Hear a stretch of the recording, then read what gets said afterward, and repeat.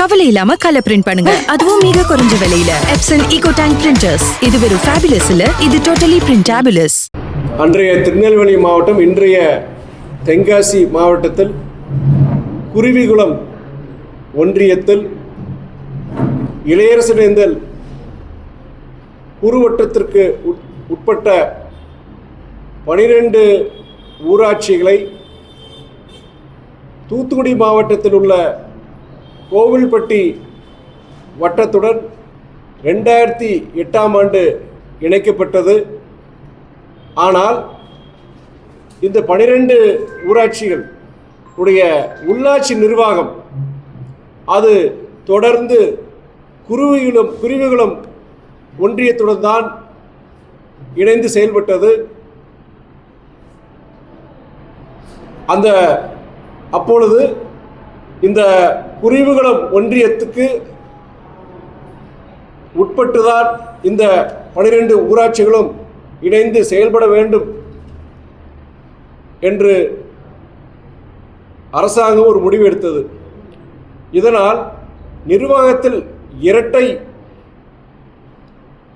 தன்மை, அதனால் வந்த குழப்பங்களால் இந்த 12 ஊராட்சிக்கு உட்பட்ட மக்கள் பல சிரமங்களுக்கு உள்ளானார்கள். குறிப்பாக விவசாயிகள், தொழில்துறை சார்ந்தவர்கள், மாணவ மாணவியர்கள், மக்கள் பிரதிநிதிகள் என அனைத்து மக்களும் இதனால் பல சிரமங்களுக்கு உள்ளாகினர். இந்த இளையரசனேந்தல் ஊராட்சிக்கு குறுவட்டத்திற்கு உட்பட்ட இந்த 12 ஊராட்சி மக்களின் கோரிக்கை, எங்களை பொறுத்தவரை எங்களை கோவில்பட்டி ஒன்றியத்துடன் ஊராட்சி நிர்வாகத்துடன் எங்களை இணைக்க வேண்டும் என்பதுதான் அவருடைய கோரிக்கையாக இருந்தது. அதன்பின் இந்த பிரச்சனையின் வீரியத்தை புரிந்து கொண்டு நான் 2021 ஆகஸ்ட் 15ஆம் நாள் அன்றைய ஊரக வளர்ச்சித்துறை அமைச்சர் அண்ணன் பெரிய கருப்பன் அவர்களை சந்தித்து இளையரசனேந்தல் குறுவட்டத்திற்கு உட்பட்ட இந்த 12 ஊராட்சிகளை, இந்த ஊராட்சி நிர்வாகத்தை குருவிகுளம் ஒன்றியத்திலிருந்து பிரிக்கப்பட்டு அது கோவில்பட்டி ஒன்றியத்தில் அதை இணைக்க வேண்டும் என்ற கோரிக்கையை முன்வைத்தேன். அதற்கு பின் 2022ஆம் ஆண்டில் நம்முடைய வருவாய்த்துறை அமைச்சர் அண்ணன் KKS சார் மற்றும் தூத்துக்குடி மாவட்டத்தை சார்ந்த மகளிர் நலன், சமூக நலன் மற்றும் மகளிர் உரிமை துறை சார்ந்த அமைச்சர் சகோதரி கீதா ஜீவன் அவர்களையும் சந்தித்து இந்த இளையரசனேந்தல் பிற்காவுக்குட்பட்ட இந்த 12 ஊராட்சிகளை நீங்கள் கோவில்பட்டி ஒன்றியத்துடன் இணைக்க வேண்டும் என்று பரிந்துரை செய்தேன். அதைத் தொடர்ந்து இந்த ஆண்டு 2025ஆம் ஆண்டு மாண்புமிகு தமிழக முதலமைச்சர் அண்ணன் தளபதி அவர்களை சந்தித்து தலைவர் வைகோ அவர்களின் இது சம்பந்தமான கோரிக்கை கடிதத்துடன் அவரிடம் சென்று இந்த மக்களின் இந்த கோரிக்கையை கூறி இந்த பிரச்சனைக்கு ஒரு முற்றுப்புள்ளி வைக்க வேண்டும் என்று நான் முறையிட்டேன். தமிழக அரசும் இந்த 12 ஊராட்சி மக்களின் கோரிக்கைகளை ஏற்று எங்கள் அரசாங்கம் பொறுத்தவரை இந்த 12 ஊராட்சிகளை குருவிகுளம் ஒன்றியத்திலிருந்து பிரித்து கோவில்பட்டியில் ஒன்றியத்துடன் இணைப்பதற்கு எங்களுக்கு ஆட்சேபம் இல்லை என்ற நிலைப்பாட்டை எடுத்தது. அதன் விளைவாக சென்னை உயர்நீதிமன்றம் மதுரை அமர்வு அந்த நீதிமன்ற உத்தரவு என்னவென்றால், அந்த கடந்த அரசாணை குருவிகுளம் ஒன்றியத்திலிருந்து இந்த 12 ஊராட்சிகளை பிரிக்கக்கூடாது என்ற அரசாணையை ரத்து செய்து கோவில்பட்டி ஒன்றியத்தில் இணைக்கலாம் என்று உயர்நீதிமன்றம் உத்தரவு பிறப்பித்தது.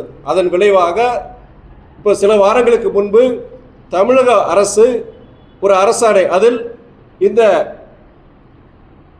12 ஊராட்சிகளும் கோவில்பட்டி ஒன்றியத்தில் இணையலாம் என்று அரசாணை பிறப்பித்தது.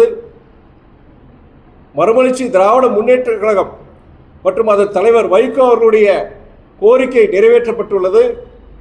இளையரசனேந்தல் பிற்காக்குட்பட்ட இந்த 12 ஊராட்சி மக்களின் கோரிக்கை நிறைவேற்றப்பட்டுள்ளது. நான் இதற்கு இந்த இளையசெந்தல் பிற்காக்கு உட்பட்ட இந்த 12 ஊராட்சி மக்களின் சார்பாகவும் மறுமலர்ச்சி திராவிட முன்னேற்ற கழகத்தின் சார்பாகவும் மாண்புமிகு முதலமைச்சர் அண்ணன் தளபதி அவர்களுக்கும் தமிழக அரசுக்கும் என் நன்றியை நான் தெரிவித்துக் கொள்கின்றேன். அது கண்டிப்பாக அது 2 துறை மாத்திரம், நீங்கள் தொடக்க கல்வியும் மின்சாரத்துறை மாத்திரம், அந்த 2 துறை மாத்திரம் இணைக்காமல் இருக்கிறாங்க. அதையும் நம்மளுடைய தூத்துக்குடி மாவட்டத்துடன் நாம் இணைக்க வேண்டும் என்கிற கோரிக்கை அந்த துறை சார்ந்த அமைச்சரிடம் அடுத்து நான் ஏற்கனவே அதுக்குண்டான கடிதத்தை நான் அடிச்சுனால கண்டிப்பாக அமைச்சர் நேரில் சந்தித்து அதையும் நான் கொடுத்துருவேன். அது கண்டிப்பாக அதுவும் நிறைவேறுங்கிற நம்பிக்கை இருக்குது. இது நீங்கள் அவருடைய அண்ணன் செங்கோட்டையன் அவர் எடுத்த முடிவு. அதிமுக என்ற ஒரு இயக்கத்திலிருந்து அவர் வெளியேறி இன்று சகோதரர் விஜயோட இயக்கத்தில் இணைகிறாரு. அவருடைய தனிப்பட்ட விருப்பம், உரிமை, நம்ம ஒன்று சொல்ல முடியும்.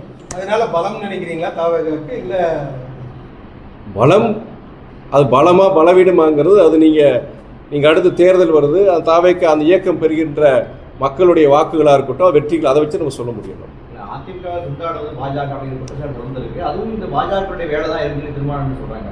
இல்லை, அதில் என்னன்னா நீங்கள் அதிமுகவை பலவீனப்படுத்தி தமிழகத்தில் 2ஆம் பெரிய சக்தியாக வரணுங்கிறது பாஜகவுடைய ஆசை. அது இன்றல்ல நேற்றல்ல, தொடர்ந்து இன்றைக்கு அவர் அம்மையார் ஜெயலலிதா அவர்களுடைய மறைவுக்கு பிறகு அதிமுகவை பிளவுபடுத்தி, அது பிளவுபடுத்திட்டாங்க, ஏற்கனவே பண்ணாங்க. அதுக்கப்புறம் அண்ணன் எடப்பாடி இன்னைக்கு அதிமுகவுடைய தலைவராக இருக்கிறாரு.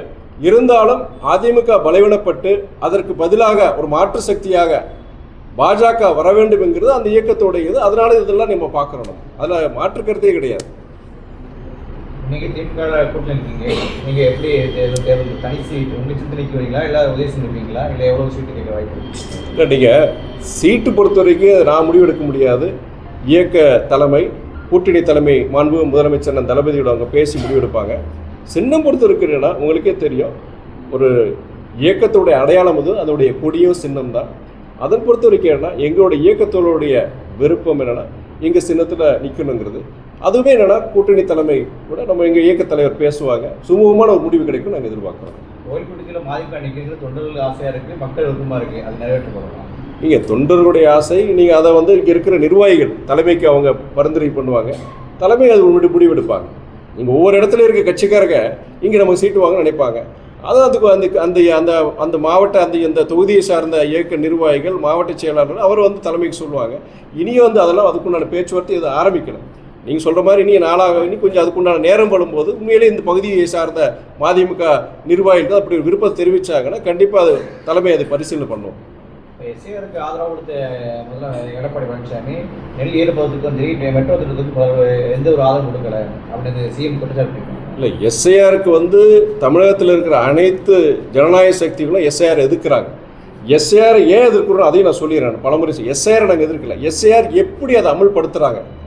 எஸ்ஐஆர் கடந்த காலத்துலேயே நடந்திருக்கு, ஆனால் அது கிட்டத்தட்ட 2 வருஷம் 3 வருஷங்கிறதுல அது நடத்துவாங்க.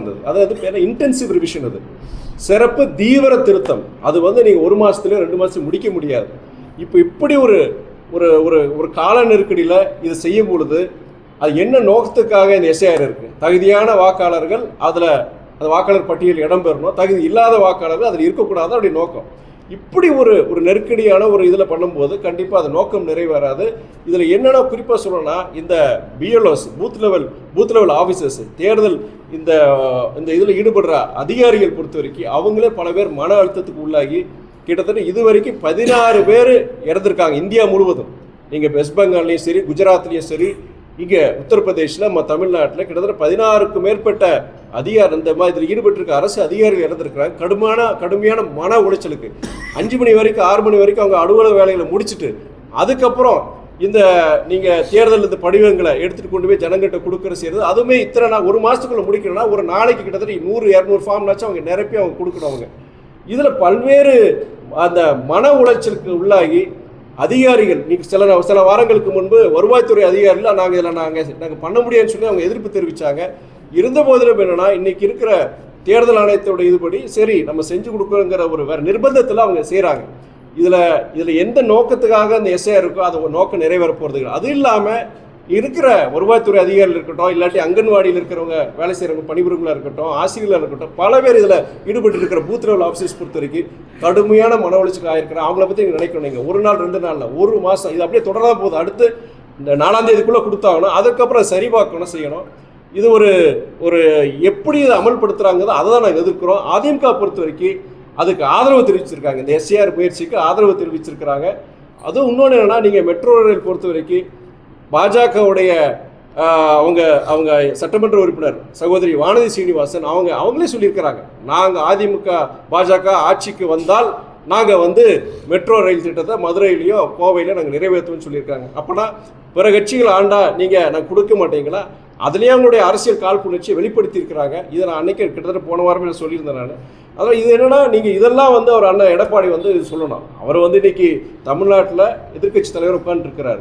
அப்படி இருக்கும்போது அவர் எதிர்க்கட்சி தலைவரை செயல்படலாம். ஆனால் இது போன்ற விஷயங்களில் தமிழ்நாட்டு மக்களின் நலனுக்காக, தமிழ்நாட்டு நலனுக்காக அவருடைய கூட்டணி இயக்கமான பாஜகவோட அவருடைய கருத்துக்கள், தமிழ்நாட்டுக்கு ஆதரவான கருத்துக்களை அவர் சொல்லணும். தமிழ்நாட்டு நலனுக்கு புறம்பாக செயல்படும் போது அது யாராக இருந்தாலும், கூட்டணி கட்சி இயக்கமாக இருந்தாலும் சரி, அண்ணன் எடப்பாடியார் அவர்கள் பாஜகவிடம் இதை வலியுறுத்த வேண்டும் தான் நான் சொல்லுவேன்.